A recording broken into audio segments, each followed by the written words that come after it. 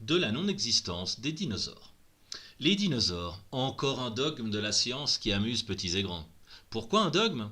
Car comme pour toutes les inventions de la science moderne, il est impossible de remettre officiellement en question l'existence de ces grandes créatures qui ont parcouru notre Terre il y a, paraît-il, 240 millions d'années. Comment ça, remettre en question le T-Rex, le sympathique brontosaure ? Pourtant, ils sont tous présents dans les livres d'école, juste après la photo d'une Terre bien sphérique. Une photo vraiment ? Mais c'est un autre sujet qui sera traité sous peu. Cependant, le chercheur sceptique et curieux trouvera quelques coïncidences qui relèvent plus de la fourberie et de la manipulation que du heureux hasard. Récapitulons. En 1842, Sir Richard Owen de la Royal Society, prestigieuse académie des sciences de Londres, définit de manière complètement extrapolée l'existence, il y a des centaines de millions d'années, de grands sauriens reptiles qu'il nomma dinosaurs, qui traduit du grec signifie terrible reptile. Et ceci sans aucun indice ou fifrelin de preuve.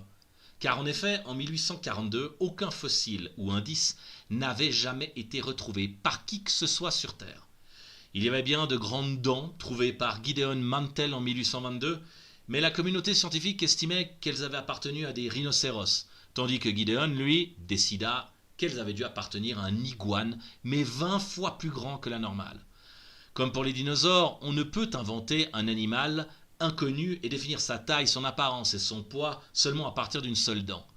Sir Richard Owen estimait qu'il était plus que logique que ces créatures eussent existé. Fait remarquable, toute la communauté scientifique occidentale de cette époque accepta cette idée dans son ensemble. La première preuve ne fut découverte que 12 ans plus tard, en 1854, par Ferdinand van de Veer Heyden. Quelques dents non attribuables à des animaux connus. Ce qui en soi représente un miracle. D'abord, on extrapole sans aucun indice ou preuve l'existence de ces créatures. Puis, une fois l'idée acceptée, on trouve par hasard une preuve, alors que jamais auparavant, aucune population, groupe indigène ou autre, n'avait jamais trouvé un os, une dent géante ou un fossile qui aurait pu prouver l'existence de ces grandes créatures. Les coïncidences ne font que commencer, car cette période est tout à fait remarquable quant aux découvertes majeures de la science. Jugez plutôt. En 1781, un dénommé Erasmus Darwin élabore la théorie de l'évolution. Oui, parce que malgré ce qu'affirme la science, cela ne reste qu'une hypothèse transformée en dogme. Elle n'est toujours pas prouvée. Les élites dirigeantes durent alors estimer que le peuple n'était pas encore prêt à accepter cette théorie qui détruisait le mysticisme du créationnisme chrétien largement accepté à cette époque. C'est le petit-fils d'Erasmus, Charles Darwin, qui, en 1859, plus de 87 ans après, publia la thèse de son grand-père, révisée et augmentée, soit quelques années après la découverte de preuves de l'existence des dinosaures. La société s'enflammait pour ces grandes créatures et la théorie de l'évolution s'imposa tout naturellement, en cela aidée par une manipulation médiatique. Autre fait troublant, et qui aida à accepter la théorie de l'évolution, c'est qu'en 1856, donc en plein boom dinosaurien, et 3 ans seulement avant la publication de la théorie de Darwin, que l'on trouva par hasard dans la grotte de Feldhofer, en Allemagne, des ossements et un fragment de crâne qui servirent de preuve pour attester de l'existence de l'homme préhistorique. Le plus beau, la grotte de Feldhofer est située dans la vallée de Néandertal, qui signifie littéralement « vallée de l'homme nouveau ». C'est beau quand même toutes ces coïncidences. Oui, car en moins de 20 ans, 3 découvertes majeures de l'histoire de l'homme et de la Terre virent le jour. Tout d'abord, l'extrapolation puis la découverte des dinosaures. Ensuite, la découverte et la supputation de l'homme préhistorique. Puis la théorie de l'évolution qui vient appuyer ces découvertes. Ce qui est tout à fait remarquable du point de vue du timing. La théorie qui vient expliquer les récentes découvertes, ou plutôt inventions, car en archéologie on utilise le terme d'inventeur pour parler de celui qui découvre. Mais revenons aux dinosaures. Aucune tribu ou population de notre Terre n'a jamais retrouvé un seul os ou fossile de ces créatures avant la fin du XIXe siècle. Ni les Indiens d'Amérique, ni aucune tribu d'Afrique n'a jamais fait mention d'ossements d'une taille anormale. Mais dès que Richard Owen eut inventé leur existence, les découvertes de fossiles, ossements divers et dents commencèrent à apparaître partout dans le monde, sur tous les continents en seulement quelques années. Ces endroits avaient pourtant été habités pendant des siècles, voire des millénaires, mais personne n'en avait jamais trouvé un seul. Alors commença une véritable chasse au trésor pour trouver ces merveilleux fossiles. Cela fut digne des chercheurs de pétrole ou d'or qui creusaient un peu partout au hasard. Mais contrairement à ceux-ci, les chasseurs de dinosaures eurent une chance incroyable et il semble que partout où l'on cherchait, on trouvait. Des dizaines de milliers de fossiles et restes furent retrouvés en quelques années. Une véritable course acharnée se tint entre chasseurs de fossiles au nord du continent américain entre 1870 et 1880. Des aventures dignes des meilleurs romans virent le jour. Amitié, trahison, corruption, vol, assassinat. Les deux plus grands rivaux de cette chasse furent Edward Cope et Othniel Marsh. Ce dernier assuma la découverte de plus de 500 espèces d'animaux inconnus, dont 80 espèces de dinosaures. Quant à Cope, il n'en découvrit que 56. Sur les 136 dinosaures découverts par ces deux hommes, seuls 32 furent légitimés par les scientifiques de l'époque. Les 104 autres furent déclarés faux, de pathétiques falsifications fabriquées à la hâte par nos deux hommes pour prendre le pas l'un sur l'autre. Leur lutte ne finit que par leur mort, à seulement 2 ans d'écart d'ailleurs, l'un de l'autre. Un autre grand chasseur de fossiles fut l'Argentin Florentino Ameghino, qui retrouva plus de 6000 fossiles à la fin du XIXe siècle. C'est fou comme cette fin de siècle, en moins de 20 ans, des réserves entières de dizaines de milliers de fossiles refirent surface.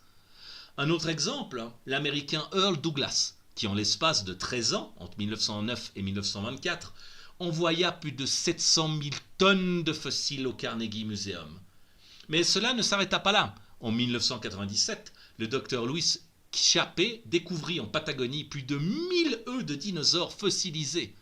On nous refait le coup du cimetière des éléphants, qui n'était qu'un mythe par ailleurs, admis par les scientifiques qui s'étaient emballés un peu à l'histoire de Jules Verne.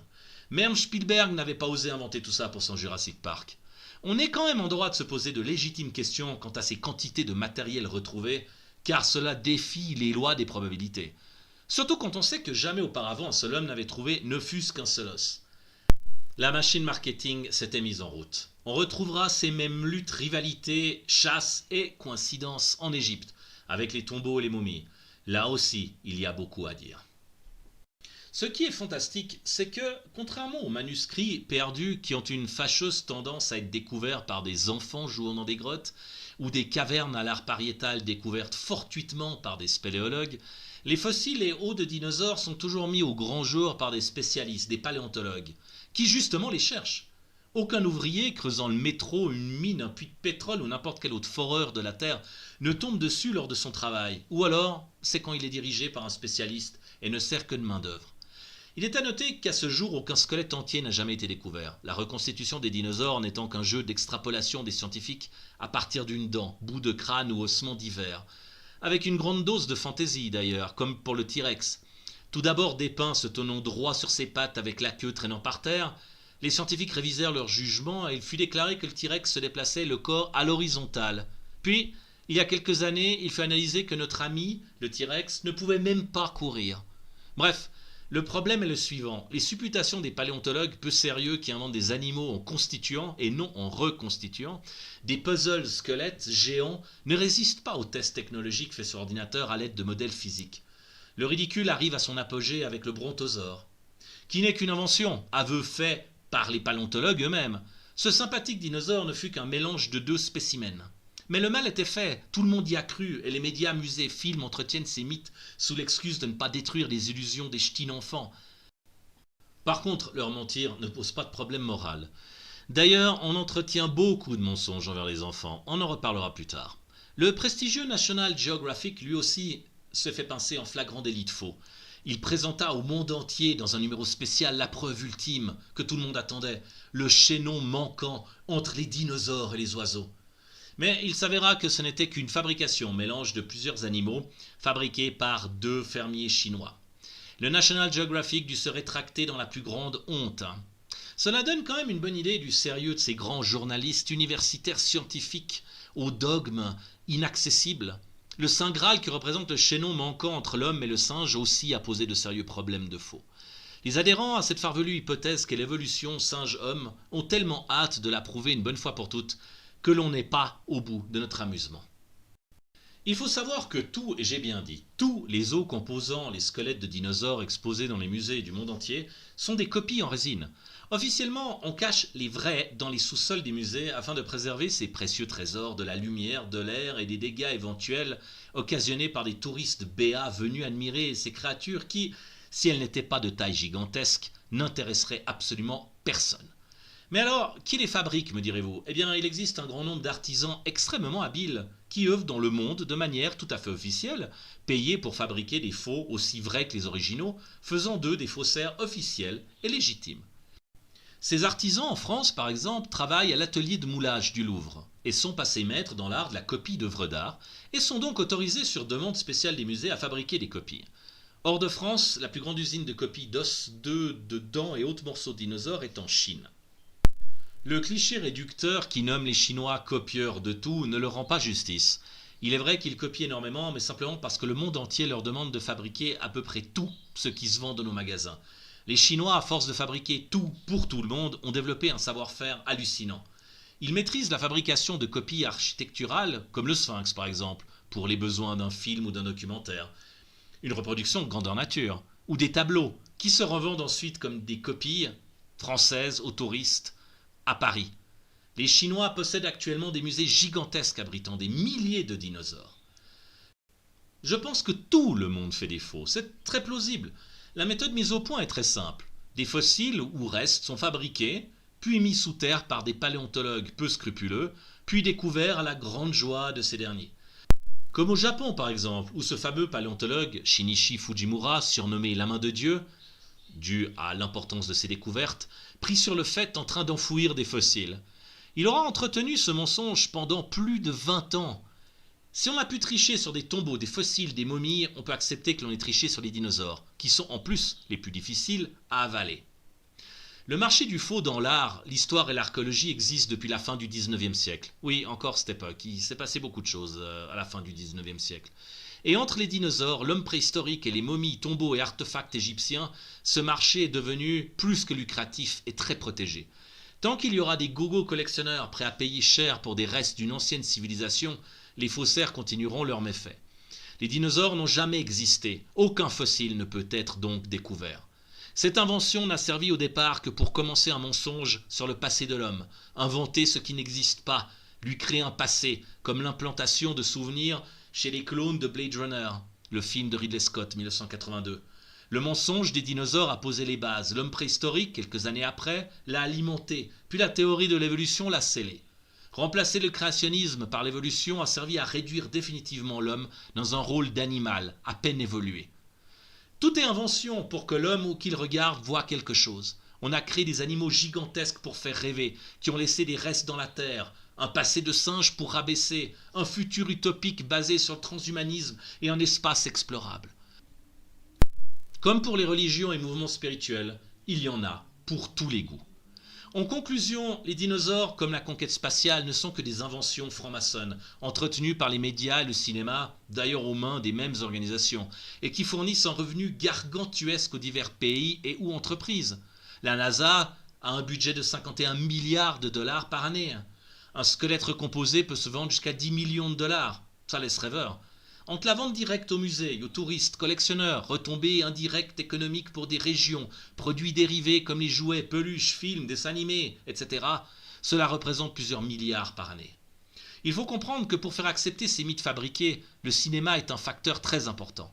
Des films comme Jurassic Park et ses suites n'ont fait que marteler et imposer cette fausse réalité comme une vraie dans la mémoire collective. Exactement comme les films de science-fiction comme Star Wars ou Star Trek ont imposé l'exploration spatiale. De plus, on remarquera que pour titiller l'imagination humaine, ils aiment à mettre des chiffres à plusieurs zéros. Plus il y en a, mieux c'est, plus ça fait vrai. L'homme préhistorique dont l'homme de 2019 descend, allez, on va dire que le plus proche vivait il y a 1 million d'années. Les dinosaures, disparus, mais qui ont laissé des tétramillions d'ossements et d'œufs fossilisés, allez encore mieux, disons 220 millions d'années. Le soleil lointain, mais dont on voit les rayons à travers les nuages, allez encore un nombre à 6 zéros, 150 millions de kilomètres. Je reviendrai sur les différentes méthodes de datation qui ne sont pas aussi précises que ce que les gens croient, mais alors de loin, pas précises du tout.